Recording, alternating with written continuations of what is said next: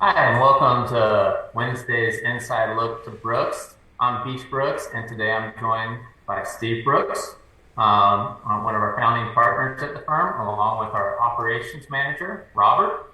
Thank you both for being here. The topic we're going to take on today is sort of some changes we're going through as a company. I think one thing that COVID in the last year has given us the opportunity to do is to look inward to make it ourselves, a better place for our employees. Our core values, we want to provide the best client experience, but we also want to provide that best experience to all the vendors we come in contact with, as well as our employees. So, Robert, can you sort of discuss some changes that we are going through to make our clients' lives and work better?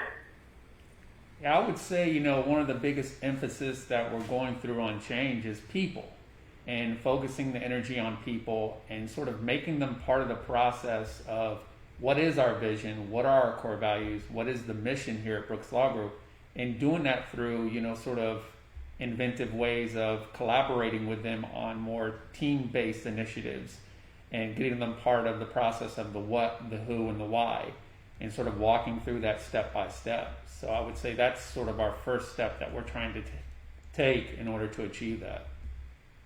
And I think you touched on it there. One thing that we're really trying to implement is a team-driven approach. I always refer back to my baseball background. I could go 4 home runs, but if we lost as a team, what good is that? So we're sort of trying to take off, the pressure and the management of individual people and looking at it more as a team-driven aspect. So everyone on the Brooks Law Group team is held accountable for their job, but also, giving them the responsibility and comfort that they can do their job and be successful. So, so Robert, what is change management?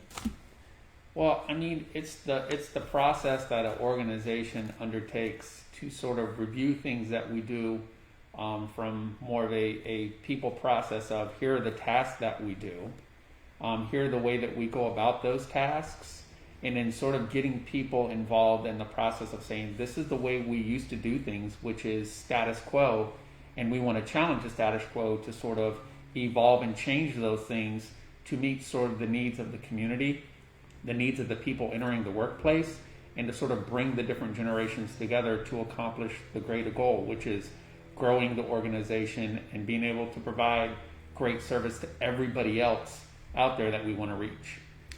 Yeah, I know that one of the big things that you and we agree on is we want to have decision makers at all levels, not just at the top. Tell me your thoughts there. How we go there?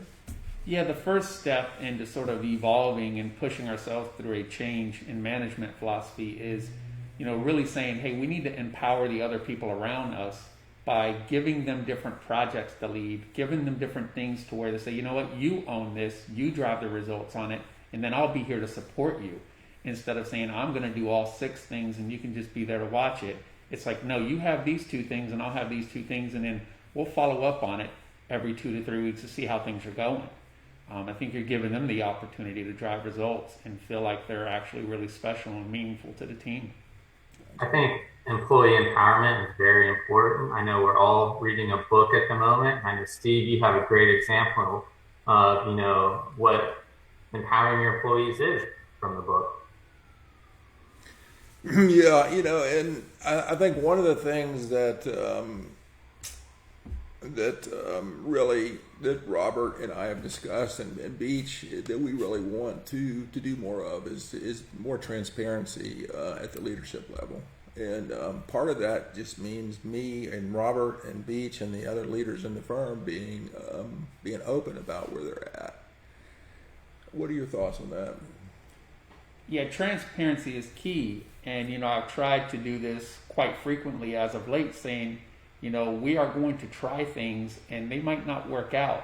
But I think we have to have the guts and the willingness to try things so then that we can learn from the mistake, so that we can develop a better idea of where it's going to lead us. It's sort of like saying, well, we should do 5 things. Well, should means you didn't do the 5 things. Let's go do the 5 things and see which ones actually stick to the wall. I think, telling people that I tried these 5 things and 2 things failed and 3 things succeeded, you get them comfortable saying, hey, maybe I need to try some of these things and make a decision and not be so fearful of the mistake and more, gratitude of the result, that you have the chance of doing something special. And it all comes down to that, is being transparent and saying, hey, I tried these things and it didn't work. And leaders have to do that first to get everybody to get that buy-in. They say, we want people to do these things. So just sharing with people you're vulnerable and you've done things that didn't work out. I think that works best. That makes sense. Steve, coming up on 30 years now as leading the Brooks Law Group, how has leadership and management changed throughout your experience in life? Oh, that's a great question. I grew up in an age where it was top-down leadership, and I'm a member of several mastermind groups where I meet with other CEOs from other industries and other law firms, and we share best practices. And over the years, I've learned that top-down doesn't really work. That it has to be, the decision making has to be spread throughout the firm. I think what Robert has brought to us is a skill set to bring that to the next level, and so your skill set is very much appreciated. But that's a good question, Beach. And I know last Friday we sort of had our company-wide meeting that we do twice a year to sort of discuss, our upcoming goals for the year and what we're going through as a company. Robert, you want to sort of expound upon what we discussed there at all? I would love to discuss the process of creating the new presentation and the new approach to the meeting, because for me that was the most empowering and overwhelming moment. Was I had a presentation that was 124 slides, and I was like, well, I'm supposed to do this? Like, what does this look like? So, I spent time talking to other members on the team saying, how should we approach this? What other techniques can we use? How do we make this a more integrative meeting to where we get everybody involved?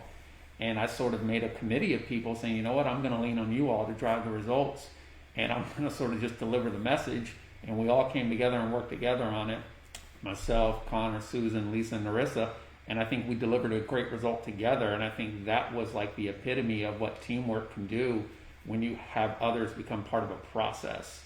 To me, that was the most rewarding thing for me to take away from developing the meeting content. Yeah, this definitely was our most interactive state of the firm we've ever had, and it was all done remotely. So it was probably harder to make it interactive, and you did a great job making it the most interactive meeting we've ever had. So appreciate everything you're doing there, Robert. Anything else you want to add today, Steve? No, I just thank you for joining us today, Robert. I appreciate you. And I just want to remind everyone to go over to our Facebook page. We are giving away Strawberry Festival tickets. So go on there, click on the link, register to win those. We will be drawing the winners this week. So make sure you go over to our Facebook page and enter. Thank you much, Robert, for joining us. And thanks, Steve. And we wish everyone out there a great and safe day. Thank you, guys.